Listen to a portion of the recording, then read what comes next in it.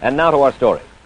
Abba Eban, Israel's ambassador to the United States, is a scholar, a linguist, a persuasive orator, a veteran statesman at the age of 43.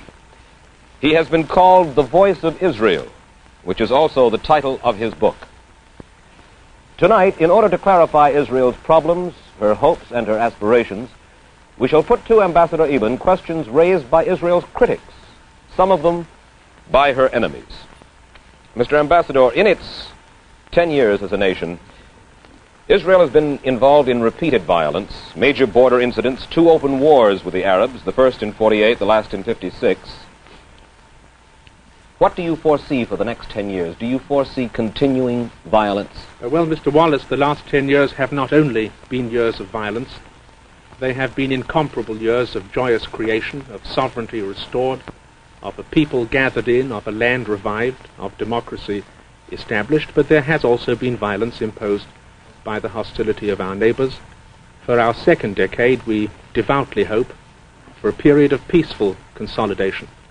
We hope that there will be no recurrence of the violent conflicts which marked our first decade, but that we and our kindred neighboring people will devote all our efforts to the development of our respective countries and of our common region. You say that you hope for peace.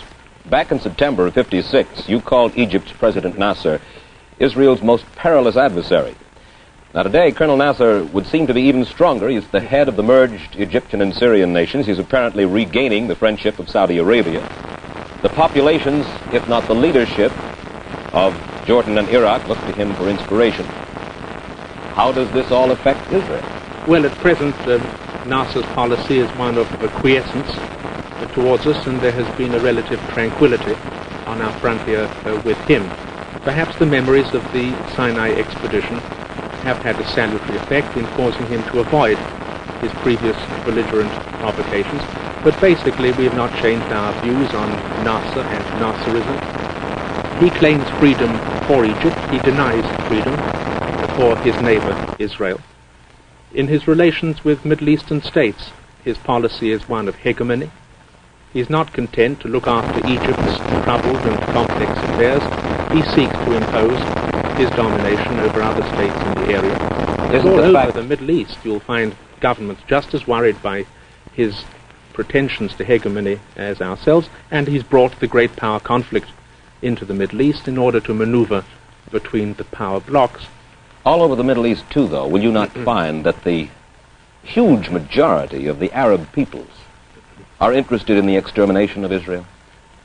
We find that the governments of Arab countries still articulate the aim of our extermination. But I think it's beyond their powers to achieve it, and of course, in any international system which respects law and morality, there must be resistance to any such policy. Well, do you think that we are currently going through a lull before the storm? Our former Secretary of the Air Force, Thomas Finletter, told Zionist leaders in America just a month ago that the present Middle East situation is a lull before a possible storm, and he added that we have good reason, he said, to be apprehensive over the ultimate direction of the Arab mergers.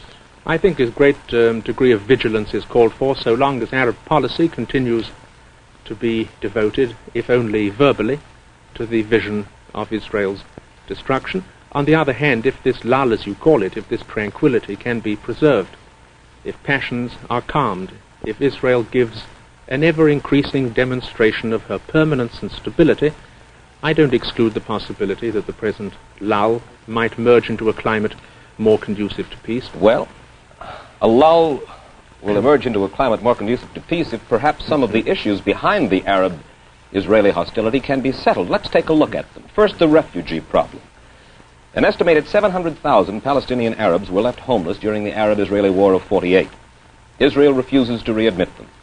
They live in bitterness, and such men as historian Arnold Toynbee has said this: the evil deeds committed by the Zionist Jews against the Arabs are comparable to crimes committed against the Jews by the Nazis. How do you feel about that? Well, about Professor Toynbee's statement, I can only repeat what I've written, that it is a monstrous blasphemy. Here he takes the massacre of millions of our men, women, and children, and he compares it to the plight of Arab refugees alive on their kindred soil, suffering certain anguish, but of course possessed of the supreme gift of life, this equation between massacre and temporary suffering, which can easily be alleviated, is, I think, a distortion of any historic perspective. But the refugee problem, Mr. Wallace, isn't the cause of tension. The refugee problem is the result of an Arab policy which created the problem by the invasion of Israel, which perpetuates it by refusing to accommodate them into their expanding labor market, and which refuses to solve a problem which they have the full capacity to solve. There is, I think, a basic immorality in this attitude of Arab governments to their own kinsmen, whose plight they could relieve immediately once the will to relieve it existed. All world opinion admits that the problem can only be solved on a regional basis by opening the vast resources of the Arab world to this Arab refugee population, and if there were such an effort on their part to approach a regional settlement, Israel would make its due and just contribution. Of course, the problem of the refugees is allied with the problem of territorial expansion on the part of Israel. A major Arab spokesman here in the United States, Dr. Fayez Saeg, says this. He says the area of the territories held by Israel today exceeds by about 40% the area of the territories given Israel by the United Nations. Most of this added area, he says, was taken by force and should therefore be relinquished by Israel. Well, I think this gentleman need not lose any sleep at night worrying about whether the state of Israel is too big. Really, there is nothing more grotesque or eccentric in the international life of our times than the doctrine that little Israel, 8,000 square miles in area, should become even smaller in order that the vast Arab empire should still further expand. There are really two aspects, Mr. Wallace, to every territorial problem, the legal aspect and the moral aspect. The law is clear. The present territorial frontiers rest on agreements between Israel and the Arab states, which cannot be changed except by consent. The Arab states have signed those agreements, which give them and us a veto power against any territorial change to which we do not agree, so that there's no legal abuse in the present situation. Well, you and the Arabs have hardly signed a territorial agreement that involves what territory Israel took as a result of the 48 war. Oh, yes, we have.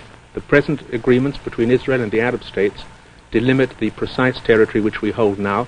Israel does not possess a single inch of territory beyond the valid agreements which she has signed and which the United Nations has ratified. And under the terms of an armistice, yes, pending final settlement. Yes, but in that final settlement, as it is written in the agreements, no changes can be accepted without the consent of both parties.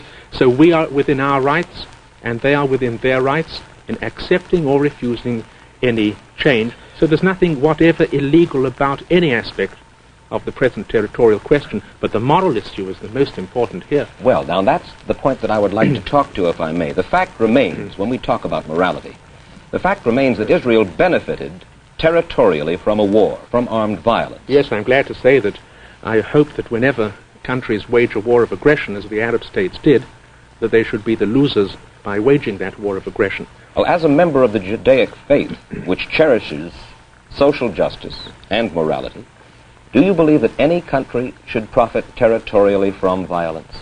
Mr. Wallace, I'm not going into the history of other countries, and I'm not going to analyze how the frontiers of countries which I've seen or in which I've served were achieved. But we have certainly achieved our territorial settlement as a result of agreements, not as a result of violence. It was they who decreed the method by which the present frontiers were achieved. They rejected the 1947 recommendation. We said, let us have boundaries by international agreement. They said, let us fix our boundaries by war. And they made the war